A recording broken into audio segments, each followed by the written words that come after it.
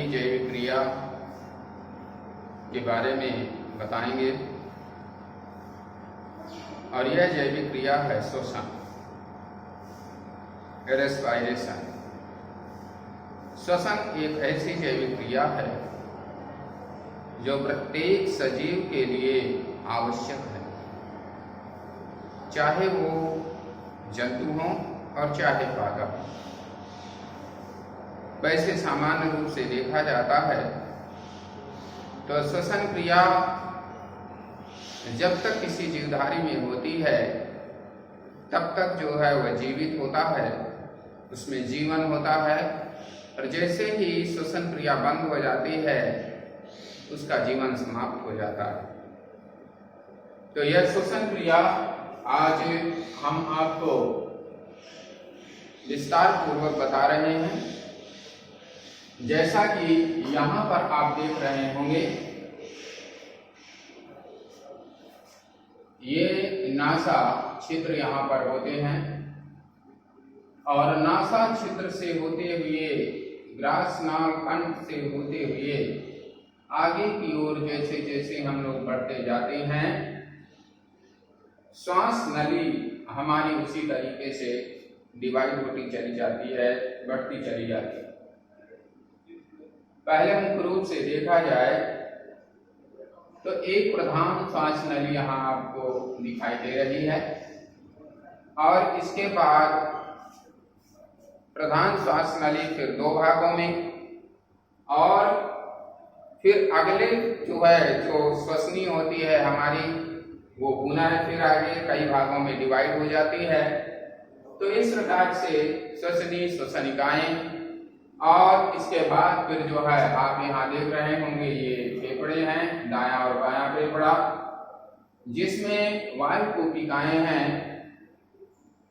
और इन्हीं वायु कूपिकाओं में जो हम वायुमंडल से ऑक्सीजन लेते हैं ये वायु कूपिकाओं में जाती है, और वायु कूपिकाओं से विसरण की क्रिया द्वारा यह ऑक्सीजन रुधिर में पहुंचती है, और रुधिर के द्वारा इसे कोशिकाओं में भेजा जाता है। कोशिकाओं में यह ऑक्सीजन ग्लूकोज का ऑक्सीकरण करती है, और ऑक्सीकरण की क्रिया द्वारा ऊर्जा प्राप्त होती है। यह ऊर्जा एटीपी के रूप में माइटोकॉन्ड्रिया में संचित हो जाती है। एटीपी का फुल फॉर्म है एडिनोसिन ट्राइफॉस्फेट। यहाँ पर एक सूत्र के द्वारा, जैसा मैंने अभी आप लोगों को बताया कि वायु कूपिकाओं के द्वारा ऑक्सीजन सीधे रुधिर में पहुंचती है, और रुधिर के द्वारा यह हमारी कोशिकाओं में पहुंचती है, जहां कोशिकीय श्वसन की क्रिया प्रारंभ होती है, और कोशिकीय श्वसन की क्रिया में ग्लूकोज का ऑक्सीकरण होता है, जिससे ऊर्जा प्राप्त होती है। साथ ही साथ कार्बन डाइऑक्साइड निकलती है। यह कार्बन डाइऑक्साइड पुनः रुधिर के माध्यम से फेफड़ों द्वारा श्वास नलिका से होते हुए बाहर निकलती है। यदि यहाँ पर देखें C6H12O6 ये ग्लूकोज है जो कि कोशिकाओं में जो है रुधिर के द्वारा जाता है, और ये ऑक्सीजन जो हमें वायुमंडल से प्राप्त होती है, पेड़ पौधे प्रकाश संश्लेषण की क्रिया में ऑक्सीजन निकालते हैं, जो सीधे इसका विखंडन होता है, ऑक्सीकरण होता है, और ये चेंज हो जाता है ग्लूकोज CO2 प्लस H2O और प्लस ऊर्जा यानी एनर्जी। ये यहाँ पर समीकरण को संतुलित कर दीजिए, 6CO2 प्लस 6H2O प्लस ऊर्जा। इस प्रकार यह ग्लूकोज जो आप देख रहे हैं, जो कि हमें पाचन क्रिया से प्राप्त होता है, भोजन से प्राप्त होता है, इसका ऑक्सीकरण होता है, और ऑक्सीकरण की क्रिया के द्वारा कार्बन डाइऑक्साइड, जल तथा ऊर्जा प्राप्त होती है। इस प्रकार ग्लूकोज को हम सामान्य रूप से परिभाषित कर सकते हैं कि भोज्य पदार्थों के ऑक्सीकरण की क्रिया को श्वसन कहते हैं, या ग्लूकोज के ऑक्सीकरण की क्रिया को श्वसन कहते हैं। यदि सामान्य रूप से देखा जाए तो श्वसन एक कैटाबॉलिक प्रक्रिया है जिसमें ग्लूकोज का विखंडन होता है और जिससे कार्बन डाइऑक्साइड तथा जल एवं ऊर्जा प्राप्त होती है। ग्लूकोज का विखंडन जब होता है तो ये जो ऊर्जा निकलती है वह एटीपी के रूप में माइटोकॉन्ड्रिया में संचित हो जाती है। आइए हम आपको यहाँ पर बताते हैं कि श्वसन की जो क्रिया होती है वो ऑक्सीजन की उपस्थिति में होती है, इसलिए सामान्य रूप से कहा जाता है कि जब ऑक्सीजन की उपस्थिति होती है और ग्लूकोज का ऑक्सीकरण होता है तो उसे ऑक्सी श्वसन कहते हैं। क्या कहते हैं? ऑक्सी श्वसन, यानी एरोबिक रेस्पिरेशन। एरोबिक का मतलब वायु की उपस्थिति में जो रेस्पिरेशन की क्रिया होती है उसे कहते हैं ऑक्सी श्वसन। और कुछ निम्न कोटि के जीवधारियों में बिना ऑक्सीजन की उपस्थिति के जब श्वसन की क्रिया होती है तो उसे हम सामान्य रूप से किण्वन कहते हैं। और किण्वन की क्रिया में ग्लूकोज का विखंडन होता है, यानी अपूर्ण जो है ऑक्सीकरण होता है। विखंडन कह सकते हैं कि बहुत धीमी गति से होता है और उसमें कम मात्रा में ऊर्जा निकलती है। यहाँ पर आप देख रहे होंगे, यदि उस प्रक्रिया को देखा जाए यानी अनाक्सी श्वसन को देखा जाए यानी अनएरोबिक रेस्पिरेशन को यदि आप लेकर चलते हैं तो इसमें ठीक इसी प्रकार से देखिए C6H12O6 और यहाँ पर जो है आप कहेंगे किण्वन और किण्वन की क्रिया से C2H5OH जिसे कहते हैं एथिल अल्कोहल और प्लस CO2 यानी कार्बन डाइऑक्साइड ये बनता।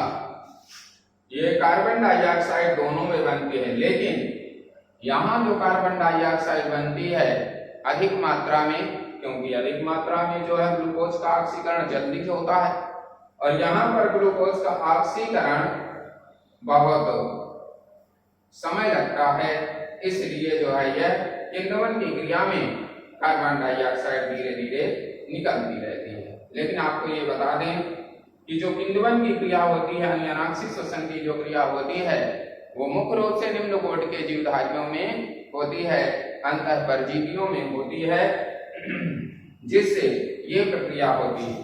अब यहाँ पर जो है यदि थोड़ा सा हम आपको बताएं कि ऑक्सी और अनाक्सी श्वसन में अंतर क्या होता है, तो पहला अंतर आप जानिए, ऑक्सी श्वसन में ऑक्सीजन की आवश्यकता होती है जबकि अनाक्सी श्वसन में ऑक्सीजन की आवश्यकता नहीं होती। दूसरा, ऑक्सी श्वसन में कुल मिलाकर के ग्लूकोज का पूर्ण ऑक्सीकरण होता है जिसमें 673 कैलोरी ऊर्जा निकलती है, जबकि अनाक्सी श्वसन में ग्लूकोज का पूर्ण ऑक्सीकरण नहीं होता है और केवल 21 कैलोरी ऊर्जा निकलती है।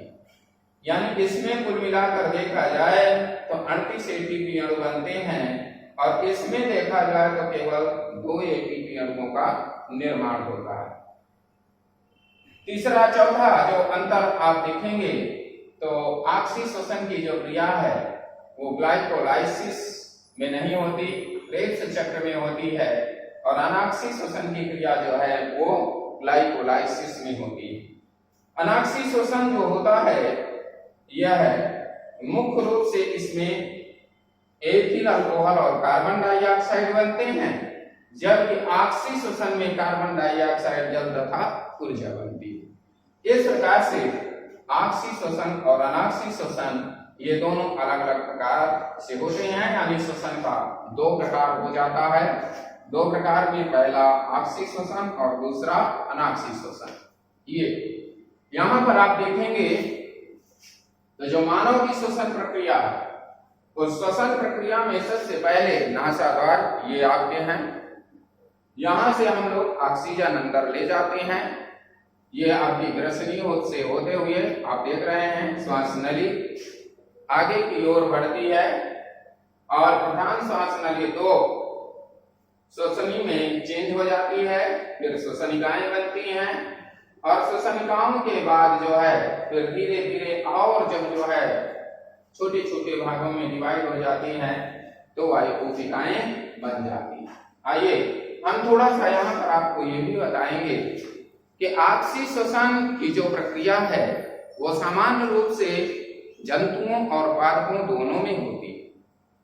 आपसी श्वसन जो होता है यह सामान्य रूप से देखा जाए तो जंतुओं में जो उच्च कोटि के जंतु हैं उनमें यह क्रिया मुख्य रूप से दो चरणों में पूरी होती है। पहला है क्रेब्स चक्र और दूसरा है ग्लाइकोलाइसिस। यदि क्रेब्स चक्र की बात करें तो यहां पर देखेंगे पूर्ण रूप से आपसी श्वसन की क्रिया होती है जिसमें 38 एटीपी बनते हैं। ग्लाइकोलाइसिस की जो यदि क्रिया को देखें तो इसमें जो है ग्लूकोज धीरे धीरे जो है ये जो है पायरुवेट में चेंज होता है, पायरुविक एसिड में चेंज हो जाता है।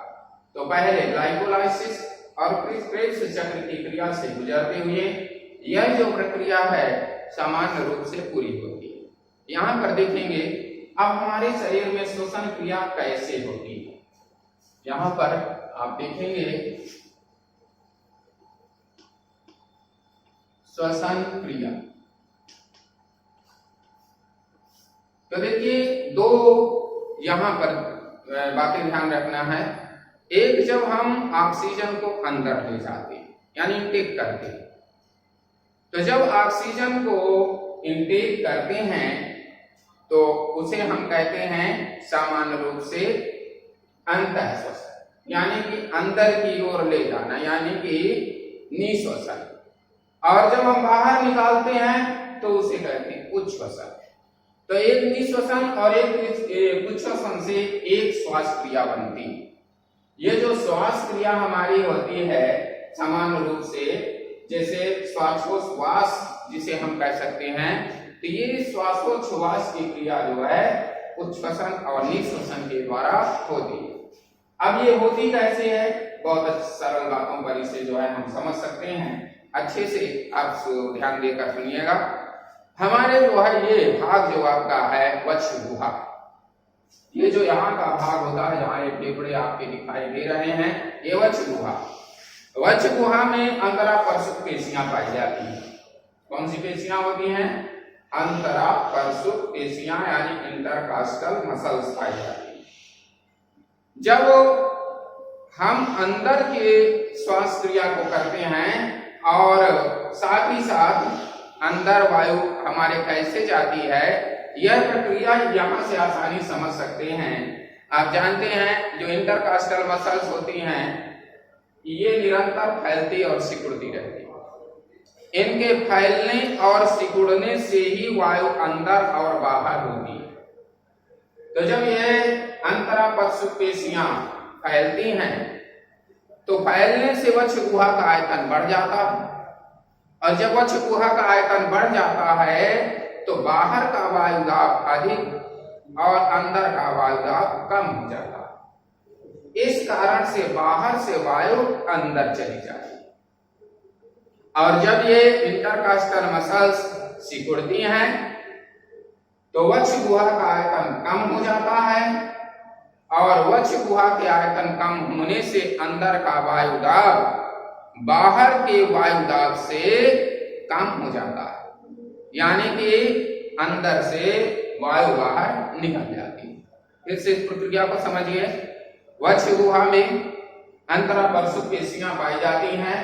ये पेशियां निरंतर फैलती और सिकुड़ती रहती हैं।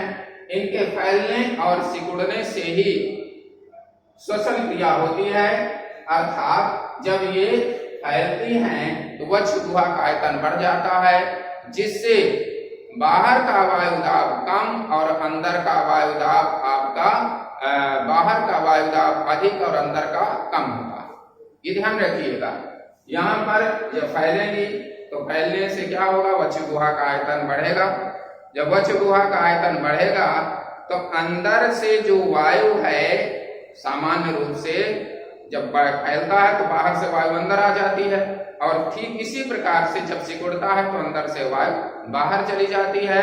अर्थात वायु दाब के कम होने से और अधिक होने से अंदर और बाहर की ये प्रक्रिया होती है। जब जो है सिकुड़ती हैं तो अंदर जो वक्ष गुहा का आयतन कम होता है, जिससे अंदर का वायु दाब जो होता है वो अधिक और बाहर का कम, बाहर निकल गई वायु। इसी प्रकार से जब ये फैलता है तो फैलने से अंदर का वायु दाब जो होता है वो कम और बाहर का अधिक, और बाहर से वायु अंदर आ जाता है। यह प्रक्रिया होती है। इस प्रक्रिया के द्वारा ही यह हमारी श्वसन क्रिया होती है, यानी जो मुख्य भूमिका होती है इंटरकास्टल मसल्स की होती है, जिनके फैलने और सिकुड़ने से श्वसन क्रिया होती है। यहाँ पर आपको ये ध्यान देना होगा कि जो श्वसन क्रिया होती है सामान्य रूप से ये पेड़ पौधों में और जंतुओं में अलग अलग प्रकार से होती है। निम्न कोटि के कुछ जंतु होते हैं जिनमें श्वसन अंग नहीं पाए जाते, और जिनमें श्वसन अंग नहीं होते हैं उनमें शरीर की सतह से विसरण की क्रिया के द्वारा श्वसन क्रिया होती है। ठीक इसी प्रकार से कुछ जलीय जंतु होते हैं जो थोड़ा सा और उच्च कोटि के हैं, उनमें श्वसन के लिए तलफड़ पाए जाते हैं, यानी कि गिल्स पाए जाते हैं। कुछ जंतुओं में त्वचा के द्वारा भी श्वसन होता है, और कुछ जंतुओं में कुछ विशेष प्रकार के अंग होते हैं जो श्वसन का कार्य करते हैं। लेकिन जो अमीबा, पैरामीशियम, यूग्लिना एक कोष के जंतु हैं, इनमें शरीर की सतह से श्वसन क्रिया होती है, और ठीक इसी प्रकार से सर्जन की क्रिया भी होती है। तो इस प्रकार से ये श्वसन की क्रिया जो होती है सामान्य रूप से वो अलग अलग प्रकार के जंतुओं में या अलग अलग प्रकार के जो है पादपों में अलग अलग प्रकार से होती है। पेड़ पौधों की सतह से, पत्तियों की सतह से, जैसे कि आप लोग जानते हैं वाष्पोत्सर्जन होता है, ठीक उसी प्रकार से उनमें भी श्वसन की क्रिया होती है। अब श्वसन की क्रिया आवश्यक क्यों है? तो श्वसन की क्रिया इसलिए आवश्यक है क्योंकि श्वसन की क्रिया से ही ग्लूकोज का ऑक्सीकरण होता है, और ऑक्सीकरण से ऊर्जा मिलती है, और यह ऊर्जा ही हमारी जैविक क्रियाओं को सुचारू रूप से चलाने के लिए आवश्यक होती है। यदि यह ऊर्जा नहीं मिलेगी तो हमारी जैविक क्रियाएं जो है बंद हो जाएंगी, और साथ ही साथ जो है मानव या अन्य जो भी जंतु हैं उनकी जीवन लीला समाप्त हो जाती है। इसलिए दूसरी चीज, पेड़ पादपों के लिए कार्बन डाइऑक्साइड आवश्यक है।